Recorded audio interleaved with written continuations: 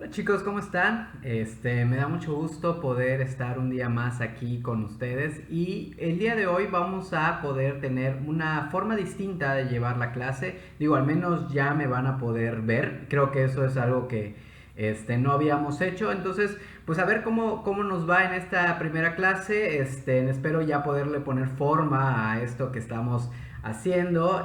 Creo que ha sido un esfuerzo muy grande para todos esta situación. Sin embargo, creo que a lo largo de las semanas, de los meses, hemos podido como que medio ajustarnos un poquito. Digo, ojalá ya pronto podamos pasar toda esta situación. Pero pues en lo que sucede eso, vamos a continuar con el tema que estábamos platicando, es decir, el tema de las variaciones sexuales, que es un tema bastante interesante como lo pudieron ver desde un principio, porque esto nos plantea muchas situaciones completamente distintas a las cuales digamos pudiésemos como estar acostumbrados a pensar o a tener en cuenta al momento de expresar la sexualidad. Muchas de estas nos incomodan, muchas de estas nos sacan como de esta zona de equilibrio, al menos de lo que nos han enseñado, y creo que precisamente nosotros como profesionales tenemos que tener esta capacidad de tener la mente abierta. Acuérdense de uno de los aspectos más importantes que veíamos era precisamente la capacidad crítica, y creo que eso es el objetivo y la manera en cómo tenemos que ver este tipo de situaciones. Entonces vamos a continuar platicando un poco más acerca de las parafilias. Sé que es un tema que probablemente ya hayan visto en otro momento, pero es importante, uno, que nos quede muy claro cuál es el tema o cuál es el propósito de cada uno de estos aspectos, y dos, que podamos entender muy bien qué es lo que le pasa a la persona. O sea, porque sabemos que la sexualidad es muy amplia, pero cuándo ya hablar de una parafilia y cuándo no tomar en cuenta esto como una patología, ¿ok? Entonces ese es el objetivo que ustedes tienen que lograr después de ver este tema, y pues obviamente cualquier duda, cualquier comentario podamos verlo y puedan ustedes comentármelo si es que no llegasen a quedar claro todos los temas. Igual, muy importante, por favor, todos sus comentarios en las reflexiones, si lo que yo busco es que me puedan profundizar en el tema, ¿sí? Porque muchos de sus comentarios, bueno, no todos, pero algunos de ellos se quedan simplemente en, me pareció muy padre, no lo sabía, me gustó mucho, y ya. O sea, no hay un análisis, no hay una reflexión, y creo que como alumnos ya de octavo semestre, creo que eso pudiese ser, pues obviamente algo que no les está beneficiando, o al menos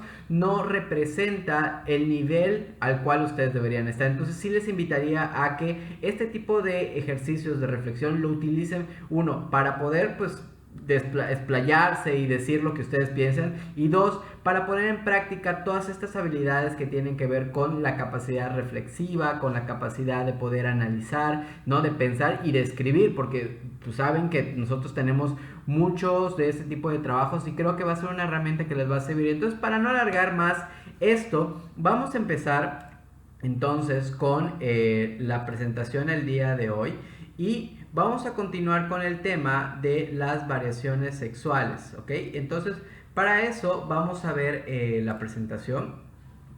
Y algo que me gustaría retomar de lo que ustedes platicaron en las exposiciones que hicieron fue precisamente el último tema, que era de froteurismo, ¿sí? Que era esta parafilia en donde la persona obtenía placer a través de la excitación de rozarse contra otra persona sin su consentimiento. Pero se les pasó mencionar esta particularidad que se llama el toucherismo, que es parte o una práctica relacionada con el froterismo, que es toquetear a una persona desconocida sin su consentimiento, y esto obviamente produce un placer sexual, ¿ok? Esta es una de las prácticas que no es adecuada, obviamente, sabemos que esto puede llegar a ser bastante complicado, pero es importante que se mencione, es decir, el toucherismo es parte o es como una de estas vertientes del froteurismo, en donde aquí se toca a la persona, y en el froteurismo se roza a la persona con el cuerpo, ¿ok? Entonces nada más para aclarar esa parafilia que no se mencionó, y vamos a platicar de otras parafilias que son también muy importantes y que creo que nos debería quedar en cuenta, que existen muchísimas, ¿sí? Ustedes ya pudieron ver algunas de las parafilias, algunos de los videos, ¿sí? Pero existe un libro en donde existen muchas maneras en las cuales puede expresarse la sexualidad. Entonces, Otras parafilias es, por ejemplo, esta que se llama zoofilia, ¿sí? No sé si alguno de ustedes ya haya escuchado hablar de esta, pero esta parafilia se caracteriza en que las personas experimentan un impulso, y por eso lo subrayo, un impulso repetido e intenso y fantasías que conllevan a un contacto sexual con animales, ¿sí? Es decir, la persona se siente muy presionada, se siente muy angustiada por lo que está viviendo, ¿ok? Por estas sensaciones de querer tener un contacto con el animal. No necesariamente el coito, si lo queremos poner de esa manera, sino que el solo hecho de tener estas fantasías o estos impulsos relacionados con que tener relaciones tal vez con el animal, que el animal tenga ciertas acercamientos, caricias o yo que sé con el animal y que esto produzca una excitación sexual, precisamente es lo que es la zoofilia.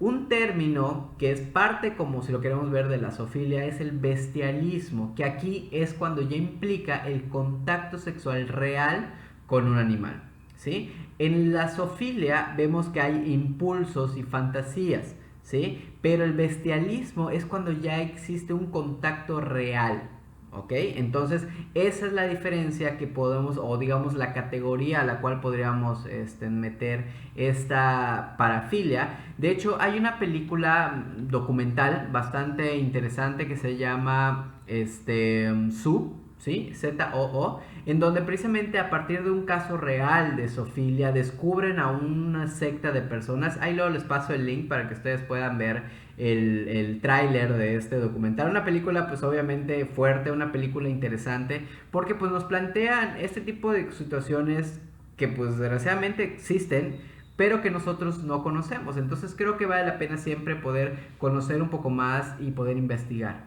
¿sí? Otra de las parafilias que igual son bastante polémicas es la necrofilia, ¿sí? Ojo, todas estas parafilias de las cuales estoy hablando no son tan comunes como las primeras parafilias que vimos, ¿ok?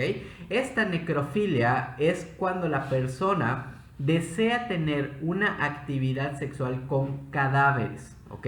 Es bastante rara, no es algo que digamos, fuese muy común, pero sucede, ¿sí? Se han identificado que hay tres tipos de necrofilia. Existe la necrofilia que es regular, la homicidio necrofílico y la fantasía necrofílica, ¿ok? La necrofilia regular es que la persona tiene actividad sexual con una persona que está fallecida, ¿ok? Los homicidios necrofílicos tienen que ver con las personas que matan y cometen asesinato para obtener el cadáver y así poder satisfacer sus necesidades, digamos, sexuales. Y las fantasías necrofílicas tienen que ver, como lo dice el nombre, en fantasear acerca de tener sexo con personas que están muertas, ¿sí? Pero no necesariamente implica que van a realizar el acto, ¿va? Entonces, esa es la idea de lo que nos están planteando acá. La necrofilia es obtener placer, esos impulsos desagradables, etcétera, con el hecho relacionado a la actividad sexual con cadáveres, ¿ok? A las personas cuando tienen este tipo de parafilias tienden a buscar trabajos que les permiten tener acceso a los cadáveres. Por ejemplo, que trabajen en cementerios, que trabajen en morgues, ¿sí? En cualquier lugar donde exista la cercanía con cadáveres, muchas de las personas van a buscar estar dentro de esos espacios, ¿sí? Entonces yo creo que esto es bastante interesante y ponerse a pensar, bueno, que pudiese llegar a haber una persona que trabaje en este tipo de situaciones y que al final pues lo que busca es obtener placer sexual. Les digo, es raro, pero sucede. De hecho, de repente en alguna serie tipo estas de detective, policíacas, meten casos como estos porque pues ya ven que les gusta como ponerlo más raro, etcétera, pero pues les digo, es algo que es muy, muy raro. La principal motivación para la necrofilia parece ser el deseo de poseer sexualmente a una pareja que carece absolutamente de resistencia y capacidad de rechazo. Y eso es bastante interesante porque la idea que nos está diciendo acá es que puede tener a la persona que quiera y no la va a rechazar, obviamente porque pues está muerta la persona, pero pues pareciera que esa es la motivación de las personas que tienen una necrofilia, ¿ok?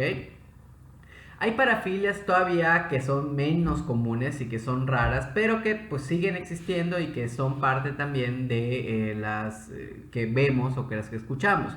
Una de ellas es la clismafilia, ¿sí? En donde la persona obtiene excitación sexual producida por el uso de enemas. ¿Sí? Ese tipo de lavados de rectos, etcétera, esos son los enemas y precisamente la persona obtiene placer sexual a través de esta práctica. ¿Ok? Otra de ellas es la coprofilia, ¿sí? Como lo dice el nombre, coprofilia es la excitación relacionada con las heces, ¿sí? Cualquier tipo de aspecto que tenga que ver con heces, ¿sí? La persona puede desear defecar, ser defecada, ingerir el excremento, o sea, digo, cada quien con sus cosas, pero al fin y al cabo la parafilia se llama coprofilia por precisamente el deseo de tener alguna relación con las heces. ¿Sí? Y también tenemos la urofilia, que así como la coprofilia, la urofilia tiene que ver con ese deseo o placer sexual con la orina, ya sea ser orinado o orinar a la persona. Eso puede ser una de las maneras en las cuales podemos nosotros ver este tipo de parafilias, ¿ok? Entonces son bastante interesantes, son bastante raras si lo quieren ver de esta manera, pero acuérdense que la sexualidad es muy amplia y que cuando existe una parte consensuada en una pareja, podemos ver precisamente que esto tiende a expresarse de una manera en la cual pues no se afecta a nadie, pero si esto se hace sin el consentimiento de la persona y lo que se busca es dañar, ahí es cuando ya vemos un problema o cuando la persona ya está sufriendo por la manera en la cual se está, digamos, viviendo o puede vivir su sexualidad, ¿no? Que no exista otra manera en la cual pueda obtener placer sexual y es ahí cuando está el problema, ¿ok?